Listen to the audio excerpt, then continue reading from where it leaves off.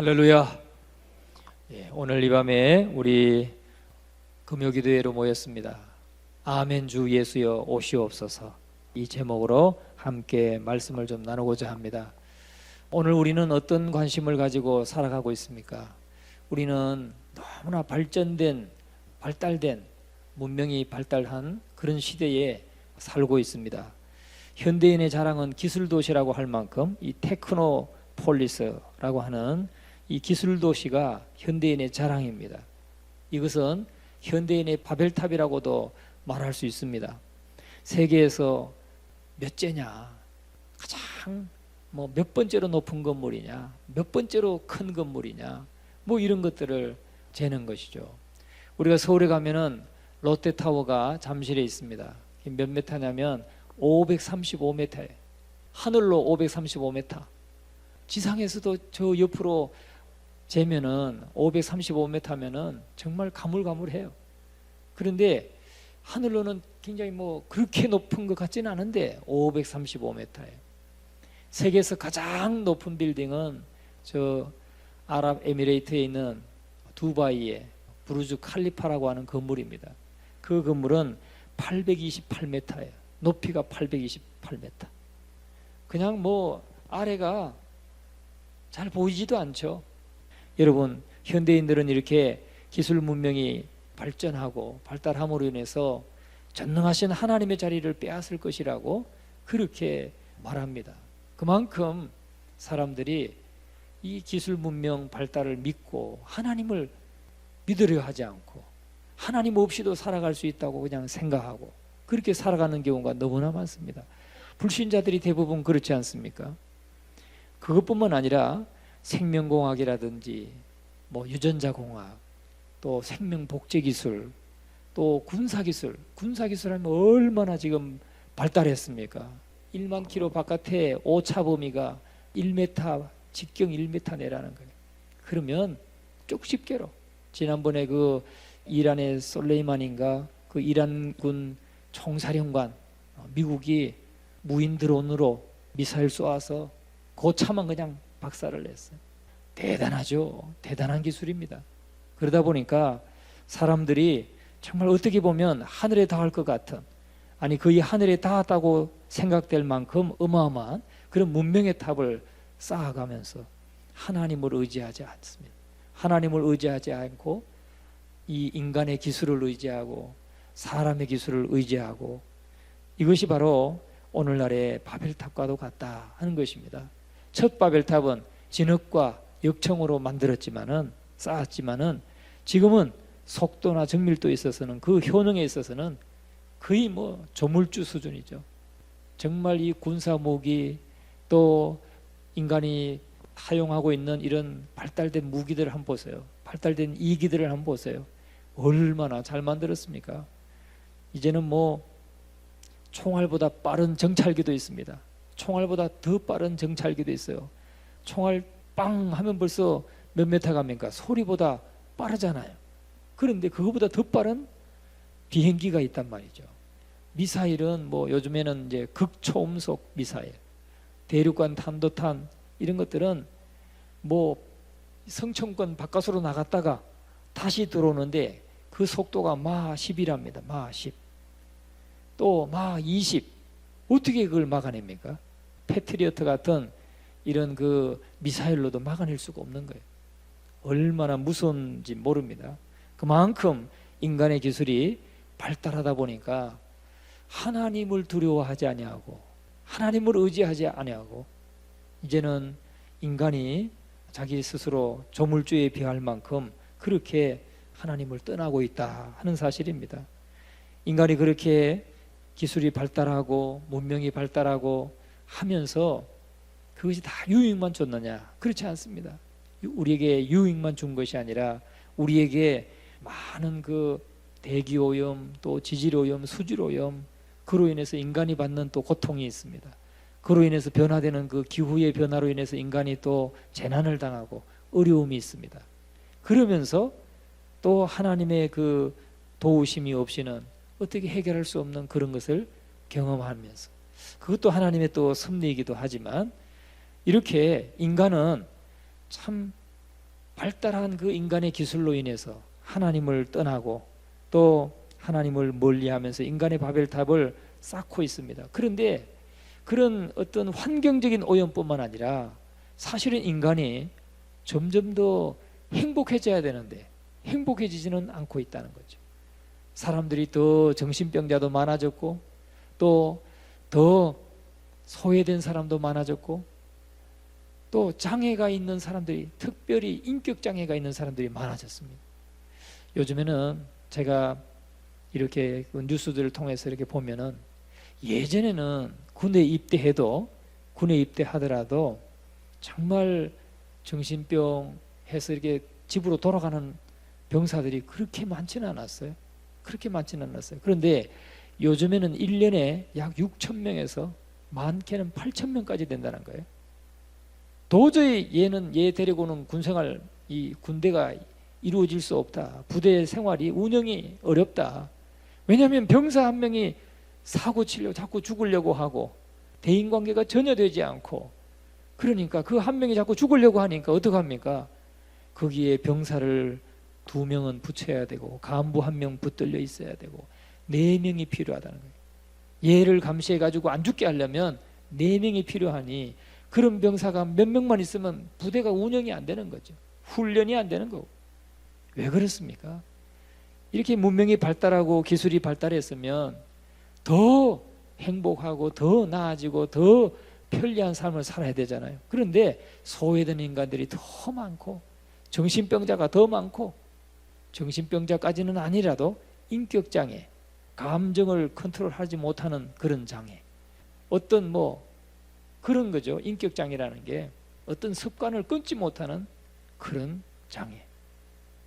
또 여러 가지 다 이루 말할 수가 없습니다. 이렇게 인간 그 사람들의 마음속에 병리적인 이러한 현상들이 많이 나타나고 있다 하는 것입니다. 그럼에도 불구하고 오늘을 사는 모든 인간 모두가 이 기술도시가 지배하는 원리에 철저하게 순종하면서 행복을 추구하려고 노력하고 있습니다. 그러한 그 문제가 나오게 되는 배경에는 2가지 원리가 있다는 거죠. 하나는 실용성의 원리라는 거예요. 실용성의 원리. 이게 뭐냐면 현실적 생활의 이익과 관계가 없다고 생각하면 다 관심 없는 거예요.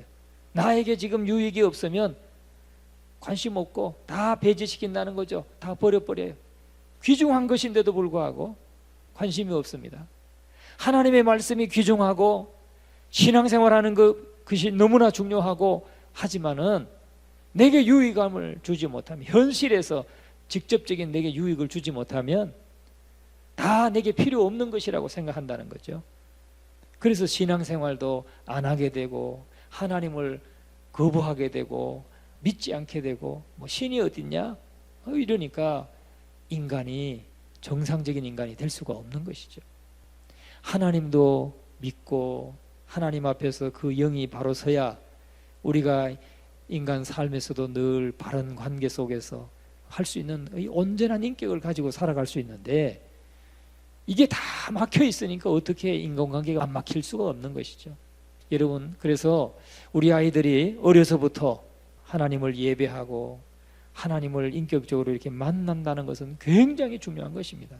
이게 그 만남이 이루어지지 않고 인격적인 관계가 이루어지지 않고 그러면 하나님과의 관계가 막히면 반드시 인간관계도 막힌다는 거 우리가 알아야 됩니다. 그게 어디서 나타나느냐?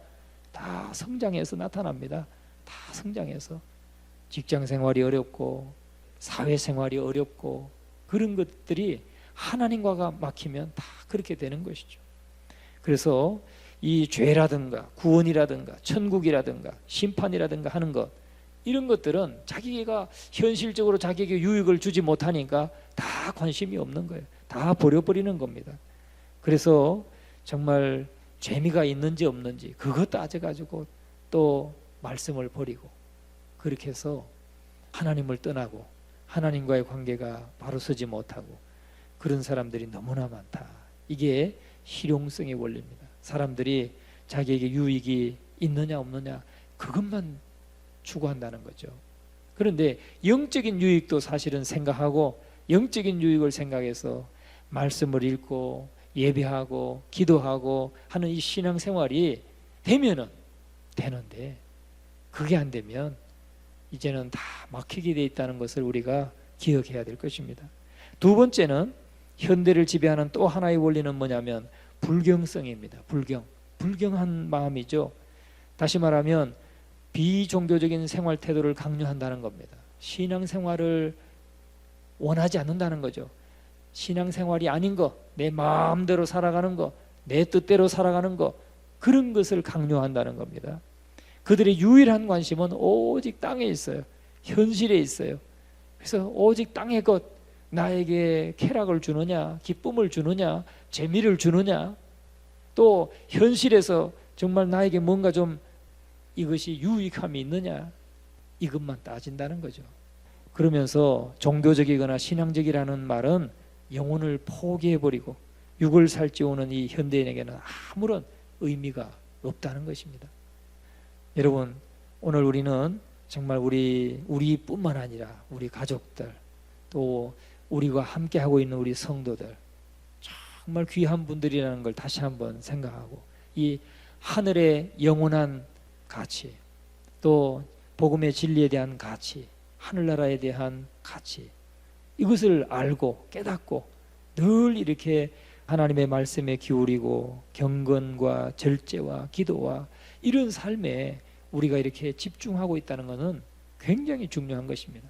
그런데 중요한 것은 우리가 그렇게 이런 경건한 삶과 절제하는 삶과 기도하는 이런 삶에 우리 성도들이 더 많이 참여하고 그것에 가치를 두고 더 많이 참여할 수 있도록 우리가 날마다 정말 그들을 이끌고 함께 가야 된다 하는 것입니다.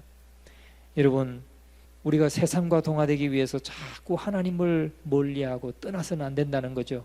세상과 동화되고 세상에서 어떻게 좀 더 잘 나가기 위해서 하나님과 담을 쌓고 말씀과 거리가 먼 삶을 살고 기도하는 삶과 거리를 두고 예배하는 삶과 거리를 두고 한다면은 결국은 다 잃어버리는 것이다 하는 것을 우리가 결코 잊어서는 안 될 것입니다.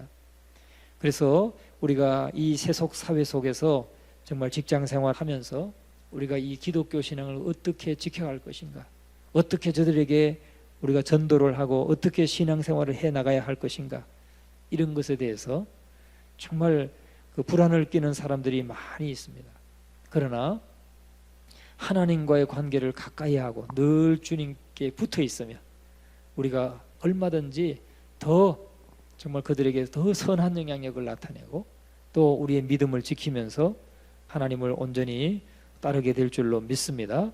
우리 사랑하는 성도 여러분, 참된 그리스도인은 이 현대 사회 속에서 자기를 조화시키려고 안달하면서 그래서 하나님을 떠나는 것이 아니라 오히려 정말 그 하나님의 말씀에 굳게 서서 진리 안에 굳게 서서 그 속에서 자유하면서 세상 가운데 빛을 나타내는 그런 우리의 삶이 돼야 될 줄로 믿습니다. 십자가에서 죄와 죽음과 심판에 대해서 승리하시고 부활하신 주님은 말씀하셨습니다. 너희가 세상에서 환난을 당하나 담대하라, 내가 세상을 이기었노라. 내가 세상을 이겼다. 너희는 세상에서 담대하라. 우리는 세상에서 우리가 진리의 말씀을 따라 살지 못하는 이유가 뭡니까? 그런 경우는 내가 이렇게 말씀대로 살았을 때 내가 불이익을 받지 않을까? 사람들로부터 내가 좀 소외당하지 않을까? 사람들과의 관계가 끊어지지 않을까? 뭐 이런 걸 두려워해서 아닙니까? 그러나 주님은 말씀하셨어요. 너희가 내 말을 듣고 또 나 보내신 이를 믿는 자는 너희가 진리를 알지니 진리가 너희를 자유케 하리라. 우리가 진리를 알게 될 텐데, 진리의 말씀을 알게 되는데 진리가 너희를 자유케 하리라. 우리가 말씀대로 살면 결국은 우리가 인정받게 돼 있고 또 세움받게 돼 있다는 사실을 여러분 믿으시기를 주님의 이름으로 축원합니다. 우리 기독교인들에게는 영원한 소망이 있습니다. 그 기독교인들에게 있는 영원한 소망이 무엇입니까? 바로 오늘 우리가 읽었던 이 본문의 말씀입니다. 아멘 주 예수여 오시옵소서. 인류의 소망의 기도는 아멘 주 예수여 오시옵소서. 마라나타, 헬라어로 마라나타입니다. 마라나타. 마라나라는 말은 우리의 주님이란 뜻이고, 타 또는 아타 하는 이 말은 온다라는 뜻입니다. 우리 주님이 오신다 이 말이죠. 그러니까 우리가 이런 우리 현대인의 삶에서 이 실용성의 원리와 또 불경성의 원리를 뛰어넘어서 우리가 세상 가운데서 빛을 나타내고 영향력을 나타낼 수 있는 삶은 어디서부터 오느냐? 우리의 소망을 오직 예수 그리스도에게 굳건하게 둘 때에 온다는 거죠. 우리가 예수 그리스도의 오심을 날마다 사모하면서 그것을 늘 염두에 두면서 우리가 오늘 살아간다면 오늘 우리가 얼마나 말씀 가운데 서겠습니까? 우리가 얼마나 하나님 기쁘시게 하려고 바로 살겠습니까? 여러분은 어떻습니까? 하루하루를 살면서 오늘도 주여 어서 오시옵소서, 내 삶에 오시고 이 땅에 오시고 우리 회사에 오시고, 우리가 얼마나 주님의 오심을 사모하면서 살아갑니까? 또 예수님의 재림을 얼마나 사모하면서 살아갑니까? 가만히 저도 생각을 해보니까 우리가 믿음 생활 열심히 하고 또 말씀대로 살려고 참 애를 쓰지만 주님이 재림하시기를 오 주여 아멘 주여 어서 오시옵소서, 아멘 주여 오시옵소서, 내가 얼마나 그것을 사모하면서 신앙생활을 했는가, 이 생각해 보니까 반성이 돼요. 내가 오늘도 말씀대로 살아야지, 성령의 인도하심을 따라 살아야지. 그런 기도는 많이 했지만 주님 오늘 재림하시겠습니까?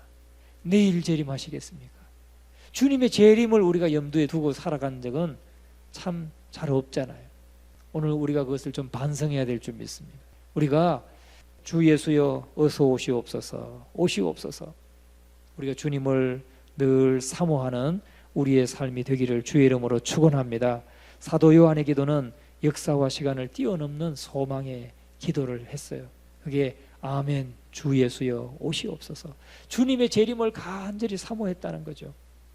요즘에는 중국 선교가 이제는 많이 선교사들이 지금 추방되어 가지고요, 우리 한국 선교사들도 대부분 추방됐습니다. 연변에서 북한 선교하던 분들 다 추방돼 나왔어요. 미국 선교사들 다 추방돼 나왔어요. 아직도 잘 알려지지 않은 그런 사람들만 지금 몇 사람 이렇게 남아있고, 드러난 사람들은 지금 다 추방돼 나왔어요. 그런데 전에 중국 선교가 막 한창 1980년대 90년대 이래서 한 30년 아주 성행했거든요. 그때 다녀오신 분들 얘기 들으면은 그분들이 그렇게 중국 중국 성도들, 중국 사람, 오리지널 중국 사람도 있고 또 조선족도 있는데 그분들이 하는 질문이 그거랍니다. 그들은 박해 속에서 그래도 신앙을 지키니까 목사님 주님 언제 오십니까? 이런 질문을 많이 하더라고요. 만나면 주님은 언제 오십니까? 예수님은 언제 다시 오십니까? 그 질문이 그렇게 많더라는 거예요. 제가 한 분을 만났더니 그분은 마띠아라고 성경 이름을 자기가 개명을 했더라고요. 중국 선교사인데, 근데 그 사람들은 철저하게 말씀 중심이라며, 말씀 중심으로 말씀대로, 말씀이 하라는 대로 콩 하나도 반쪽으로 나눠 먹는다는 거예요. 그렇게 철저하게 말씀에 순종하면서 살아가는데 그들은 항상 관심이 뭐냐? 주님이 언제 오시나? 주님이 언제 오시나? 제가 그 말씀 듣고 도전받았습니다. 참 마음에 자극을 받고 반성하게 되고. 여러분, 우리도 오늘 우리가 주 예수여 오시옵소서 하는 이 주님의 오심을 대망하고 오늘 하루하루를 살아간다면 오늘 오실지도 모르기 때문에 우리가 하나님 앞에서 사실은 최선을 다하는 삶을 살 수가 있는 것이죠. 주님이 다시 오실 것을 잊어버리고 우리가 이 땅에서 영원히 살 것처럼, 자자손손 그냥 영원히 살 것처럼 그렇게 그 생각을 가지고 살아가는 사람은 자꾸 땅의 것에 집착할 것입니다. 땅의 것에 집착하고 그저 땅의 것에 관심이 많겠지만은 주님 오늘 오실 겁니까? 주님 언제 오십니까? 이 고통받고 있는 이 땅에 언제 오실 겁니까? 라고 매일매일 그것을 상기하고 그것이 기도가 되고 그것을 소원하는 분들은 오늘 이 하루를 주의 말씀 가운데 살기 위해서 힘쓰고 애쓸 것입니다. 오늘 저와 여러분의 심령 가운데 정말 그러한 마음이 이 주 예수여 오시옵소서 날마다 사모하는 저와 여러분 되시기를 주님의 이름으로 축원합니다. 사도 바울은 인류의 신음소리를 벌써 2000년 전에 들었습니다. 2000년 전에. 로마서 8장 22절 23절 우리 한번 읽어보겠습니다. 로마서 8장 한번 찾아보겠습니다.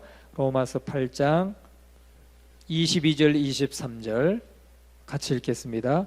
피조물이 다 이제까지 함께 탄식하며 함께 고통을 겪고 있는 것을 우리가 아느니라.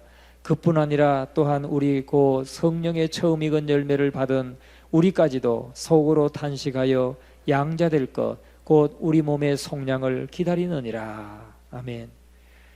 여러분, 피조물이 다 고통하고 탄식한다는 거죠. 피조물이 다 고통하고 탄식합니다. 보니까 신종 코로나 바이러스 이런 것들이 다 이 대기 속에 옮겨온다잖아요. 이 호흡기관을 통해서 옮겨오고 이 공기 속에 전달되는 겁니다. 그래서 전염이 되는 거예요.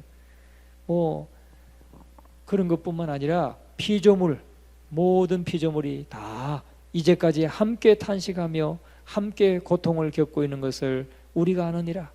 우리가 성령의 처음 익은 열매, 성령을 받아서 처음 익은 열매인 우리까지도 속으로 탄식하여 양자될 것, 곧 우리 몸의 속량을 기다리느니라.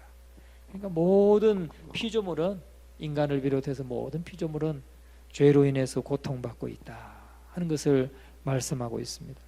여러분, 그런 자에게, 죄로 인해서 고통받는 자에게 무엇이 소망이겠습니까? 세상이 이렇게 문명이 발달하고 기술이 발달하고 이것이 소망이 되겠습니까? 아닙니다. 정말 마음이 소외되고 외롭고 고통받는 사람에게는 오직 우리 주 예수 그리스도가 소망인 줄로 믿습니다. 주님이 소망이고 복음이 소망이고, 그러니까 오늘 저와 여러분은 정말 이러한 초대교회 성도들이 마라나타, 날마다 이 마라나타는 그들의 인사였습니다. 여러분, 우리는 만나면 평안하셨어요? 아니면 진지 잡수셨어요? 별일 없으세요? 이런 게 우리의 인사잖아요. 그런데 초대교회 성도들은 그 박해 속에서 정말 박해받고 시련당하는 그러한 가운데서도 그들은 마라나타, 서로 성도들이 마주볼 때마다 마라나타, 아멘 주 예수여 오시옵소서, 주님의 오심을 소원하고 소원했다는 거죠. 그래서 주님의 오심을 서로가 인사를 나누면서 그들은 힘을 얻고 또 인사를 나눌 때마다 주님과 함께하는 삶을 상기시켰다는 거죠. 주님과 함께하는 삶을 상기시켰어요. 또 기억하게 했다는 거예요. 우리도 늘 만날 때마다 마라나타, 우리 서로 인사할 수 있기를 간절히 축원합니다. 그리고 이것은 정말 이 마라나타라고 하는 인사는 우리의 생활 자세와 습관을 나타내는 거랍니다. 그러니까 우리의 생활 습관, 생활 자세를 나타내 줍니다. 우리가 늘 마라나타를 서로가 인사를 할 때마다, 나눌 때마다 정말 우리가 주님께 더 가까이 나아가는, 그래서 고통당하는 성도에게는 용기의 인사가 될 것이고, 시련을 당하는 자에게는 인내, 연단과 인내의 인사가 될 것이고, 또 어려운 일을 당한 형제에게는 격려의 인사가 된다는 거예요. 주님 오시옵소서, 주여 저 고통받는 자리에 주여 오시옵소서, 이렇게 기도하는 것이죠. 오늘 우리의 모든 기도가 그렇게 되기를 주의 이름으로 축원합니다. 그리고 지하교회 성도들은 늘 핍박받으면서, 북한의 그 지하교회 성도들, 또 중국의 그런 삼자교회, 문의는 교회지만 그들도 많은 제약을 받고 있습니다. 통제를 받고 있죠. 그 교회 성도들은 날마다 주님의 오심을 기도하고 있다고 합니다. 오늘 저와 여러분은 얼마만큼 주님의 오심을 기도하고 있습니까? 그들은 주님이 속히 오시라고 그 핍박 가운데서 기도하고 있는데, 우리는 계속해서 이 땅에서 좀 더 많은 것을 얻고 이 땅에서 뭔가를 더 얻기 위해서 기도하고 있다면 그것도 좀 부끄러운 거 아니겠습니까? 오늘 저와 여러분의 신앙과 삶에서 늘 핍박 속에 있는 성도들도 기억하면서 우리가 종말을 향해 치닫는 이 역사의 비극을 보면서 예수님의 오심을 간절하게 기도하고 또 예수님의 오심을 늘 서로 다독이면서 우리가 주님 앞에서 더 신실하게 열심으로 살아가는 우리 모두가 되어야 될 줄로 믿습니다. 그러한 삶을 살아가는 우리 모두가 되시기를 주의 이름으로 축원합니다.